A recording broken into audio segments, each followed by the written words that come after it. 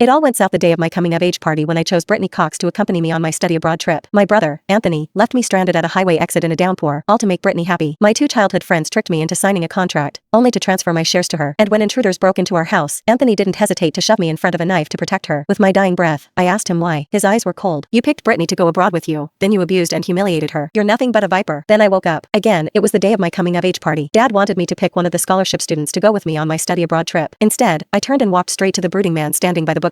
I want Uncle Holden. When Brittany accidentally spilled her cranberry juice all over me, I knew I'd been given a second chance. Brittany's eyes welled with tears as she apologized in a whisper. I'm so sorry, Winnie. I wasn't paying attention and ruined your dress. Last time, she did the same thing, spilling juice on me on purpose. Then, when she was helping me change, she started crying and begging me to pick her to go abroad with me because her family didn't have the money to send her to college. I felt sorry for her, let her move into our house, and she became my dad's foster daughter. Little did I know, she'd drive a wedge between my brother, my childhood friends, and me. She wanted to take my place. Winnie, should we go change your dress? Hearing Brittany's words again, I coldly refused. No, thanks. Then, ignoring Brittany's stunned expression, I walked straight into the study. I was the spoiled baby of the Winchester family. My dad was afraid I'd be lonely, so he wanted me to pick one of the 3 scholarship students to keep me company on my study abroad trip. That way, we could take care of each other. But this time, I didn't need her. As soon as I walked into the study, my dad pulled out 3 photos of the scholarship students and laid them on the table. Winnie, which one do you want to go with you? You and Brittany are best friends. Are you going to pick her? I don't want her. I explained. Winnie, what's wrong? I didn't know how to explain to my dad that Brittany wasn't the sweet, innocent girl she pretended to be. That's when I noticed another man sitting in the corner of the study. His face was grim, with an air of arrogance about him. In my desperation, I walked up to him. Dad, I don't want to study abroad, and I don't want any of the scholarship students to come with me. I just want Uncle Holden. Dad frowned. Winnie, weren't you always the most scared of your Uncle Holden? You wouldn't do your homework before, and he'd spank you for it. Holden Winchester was only my uncle in name. My grandpa had adopted him, so we weren't blood related. He was only 5 years older than me, but I was always intimidated by him. Now, my brother liked Brittany, and even my 2 childhood friends were obsessed with her. I didn't want any part of it. I want to stay by Uncle Holden's side and learn business from him. After hearing my words, my dad paused to think. Your Uncle Holden is an outstanding businessman. It wouldn't hurt for you to learn a thing or two from him. Holden raised his eyes in surprise, his gaze becoming more scrutinizing. He drawled, learn business from me? If I yell at you, you can't start crying. I scowled. Don't underestimate me, Uncle Holden. He put out his cigarette, a smile on his lips. All right, I'll pick you up in 3 days. As soon as I walked out of the study, I heard the voices of my 2 childhood friends downstairs. Which scholarship student do you think Winnie will pick to go abroad with her? Asked Charlie Ford. Sam Porter was sketching on his drawing board. Winnie and Brittany are closest. She'll definitely pick her. Charlie cheered. Awesome. Then we can come to the Winchesters to hang out with Brittany. Even the stoic Sam showed tenderness. Yeah, then I can show her my paintings. Charlie and Sam were my neighbors, and we'd been inseparable since we were kids. Now, they were all about Brittany. They were in for a disappointment. Seeing me come downstairs, my brother, Anthony, walked over with a cold expression. Which scholarship student did you pick? My mom died early, and ever since I could remember, Anthony had doted on me. That's why I was so dependent on him. But ever since he met Brittany, he became increasingly cold towards me. Who do you want me to pick? Big bro. Anthony frowned. You can pick any of the other scholarship students, but not Brittany. Seeing his nervousness, I suddenly felt vengeful. Who did I pick? If you really want to know, big bro, I'll reveal the answer myself in 3 days. Anthony wanted to say more, but was interrupted by a sopping figure stumbling in through the front door. Seeing who it was, Anthony was alarmed. It's storming out there. How did you get so wet? Brittany choked back a sob. It's all my fault for getting the cranberry juice on Winnie's dress. It's only right that I went out in the rain to buy her a new one. I went to 3 different stores, and even fell and scraped my arm, but I couldn't find one that was the same. Anthony was pissed. Winnie, you're being ridiculous. So what if she got a little juice on your dress? Do you have to make it so hard on her? Brittany's manipulative bullshit came as no surprise. Last time, she always acted like she was being wronged, trying to make it seem like I was bullying her. But this time, I planned to play along. Brittany loved to plot and scheme. I'd give her enough rope to hang herself. When the time came, I'd expose her ugly face in the most important venue possible. Seeing that I didn't say anything, Brittany kept going. It's okay, Anthony. Winnie isn't making it hard on me. It was my fault. Those words only made my brother angrier. Winnie, if you're already acting like a spoiled brat, what's going to happen when Brittany goes abroad with you? You're going to abuse her to death? I sneered inwardly. Brittany clearly wanted to go abroad with me more than anything, but she wanted to get my brother and friends wrapped around her finger, so she had to pretend I was mistreating her. Since she was pretending not to want to go abroad, I was going to make sure her dream never came true. Charlie and Sam hurried over. Charlie was full of concern. Winnie, go get a sweater for Brittany before she catches a cold. Sam carefully took out a first aid kit and treated Brittany's scraped arm with care. This was my house, but I was the outsider. I was too lazy to deal with them, so I turned and went back to my room. I saw the smug look in Brittany's eyes as she watched me leave. She thought she was already a shoo-in to get into the Winchesters' good graces. She couldn't wait to show off how much my brother and childhood friends cared about her. Last time, when I was being wrongly accused, I tried to defend myself, but my brother and my friends were convinced that I was evil. It was because I had no proof, and even my dad, who had always loved me the most, was fooled. This time, I'd be patient, gather evidence, and slap everyone in the face. That evening, my brother walked into my room. Winnie, I'm sorry. I was too harsh just now. I'm here to apologize. When I didn't say anything, Anthony continued. I'll take you to an auction tonight. I'll buy you whatever you want. Just like last time, I knew Anthony wasn't really apologizing. The so-called auction was a farce. Last time, I had appendicitis, and Anthony took me to the hospital. But on the way, he dumped me at the highway exit. It was because Brittany wanted a cupcake from a bakery that wasn't on the way to the hospital. I almost died that night. This time, I immediately got out of bed and agreed with a smile. Okay. Anthony thought he had me fooled, and he smiled happily too. Little did he know, this was all part of my plan. Before going out, I sent Holden my location. If he came to save me, he might just see how pathetic I was and take pity on me. That would give me leverage to get him to help me later. Even if he didn't come, I could make a scene about about being stranded on the mountain. That would make Holden feel guilty. Either way, it was a win for me. When the car reached the mountainside, I pretended to be scared and asked my brother in a panic, "Bro, where are you taking me?" A thunderclap boomed overhead, scaring me so much that I covered my ears with my hands. But Anthony stopped the car and said, "We're here." He pulled me out of the car, then turned around and got back in. "You dared to make Brittany go out in the rain to buy you a dress. Now you can taste what it's like to be drenched in a storm." Lightning flashed, thunder rolled, and I was terrified. Tears streamed down my face as I pounded on the car window. "Bro, please, don't leave me here." But he floored it, and the car disappeared down the road. I hugged my arms and huddled by the side of the road, letting the downpour soak me to the bone. Tears streamed down my face. I saw Holden's car parked not far away, quietly watching the scene. A second later, a Cullinan pulled up in front of me. Seeing who it was, I cried out, "Uncle Holden." Then, everything went black, and I fell into strong arms. When I woke up again, I was in my own bed with a change of clothes, but Uncle Holden was gone. The maid brought me a cup of ginger tea. I coldly pushed it away and asked, "Where's my dad?" "The boss is out of the country at a conference. He won't be back for a few days." My dad always turns off his phone when he's at a conference. That's why my brother dared to do this to me. The maid sighed. "You should drink the ginger tea. The older young master specifically told me to make it for you to ward off the cold. Dump me on a mountain in the rain, then bring me ginger tea to warm me up. Slap me in the face, then give me a candy. Disgusting. I don't want it. Throw it away." The maid glanced at me, hesitating. "The young master also told me to tell you. This was just a mild lesson. If you dare to bully people again, it won't just be this." I sneered. Was my brother really going to kill his own sister for a scholarship student? Last time, that's exactly what he did. "Where is he?" The maid answered carefully. "He's celebrating Miss Cox's birthday." After sending the maid away, I took out my phone and texted Holden to thank him for saving me. Holden didn't ask any questions, but told me to rest and let him know right away if anything else happened. After leaving the chat, I smiled when I saw the post Charlie had posted. In the video, he and Sam were singing happy birthday to Brittany. My brother was sitting on the other side, his eyes full of tenderness. "Thank you guys. This is the most unforgettable birthday ever." And Brittany was wearing my necklace. I asked the maid if Charlie had been in my room. The maid said fearfully, "Yes, they said they wanted to buy Miss Cox a dress to make up for getting yours dirty, and asked you not to be angry anymore." Charlie and Sam were close to me and had always gone in and out of my room freely. That's why the maid didn't stop them. This time, there was a couture dress on my bed. Last time, Charlie and Sam had put a tainted dress on my bed to get revenge for Brittany. I wore it to a banquet the night before I went abroad and broke out in hives. This time, I told the maid to wrap up the dress. "I don't need any more dresses. Give this dress to Brittany." Since they liked Brittany so much, she could wear the dress herself. That day, I claimed that my necklace was missing and called the cops. When Brittany came back from her birthday party, she was about to show off in front of me when the police stopped her at the door. I feigned surprise. "Brittany, how is my missing necklace around your neck?" Anthony snapped, "It's just a necklace. Is that really necessary?" I stared at him in shock, my eyes red. That necklace was my mom's heirloom. Anthony looked stunned. After getting rid of the police, he turned to Brittany. "Brittany, give her the necklace back. I'll buy you an even more expensive one." Brittany was very sensible and immediately took off the necklace. "I'm sorry, Winnie." But when I reached out to take the necklace, she accidentally dropped it. The necklace shattered on the ground, breaking into pieces. Brittany accidentally fell, too. Anthony roared, "Winnie, what are you doing?" Charlie and Sam immediately stepped in front of Brittany, looking wary. "Winnie, Brittany already gave you back the necklace. Did you really have to push her?" My heart was ice cold. I squatted down, picked up the broken necklace, and went back to my room. But my brother grabbed my arm. "Apologize to Brittany." "What if I don't?" Anthony's brow furrowed. "If you don't apologize, I'll cut your allowance in half and give the rest to Brittany." I slammed the door shut, ignoring everyone. Outside, I heard my brother saying, "She's moving into the house today. If you bully her again, I won't be so nice." After dinner, Charlie, Sam, and Brittany were talking downstairs. "Aren't you guys afraid she'll be mad if you intentionally put a drugged dress on Winnie's bed to give her a rash?" Charlie sneered. "She bullies you so much. We're just teaching her a little lesson." Sam nodded. "It's just a mild lesson. Trying to hurt me? I have a feeling someone's about to be in trouble." The next morning, Brittany happily came downstairs wearing the tainted dress. When my dad saw her, he frowned. "Brittany, why are you living in my house?" Anthony explained. "Didn't Winnie pick Brittany to go abroad with her? They're supposed to leave today." Then, he turned to reassure Brittany. "Don't worry, I'll go with you this time. I won't let her bully you." Dad frowned even harder. "Who said Winnie picked Brittany to go abroad with her? She changed her mind. She's not going abroad at all."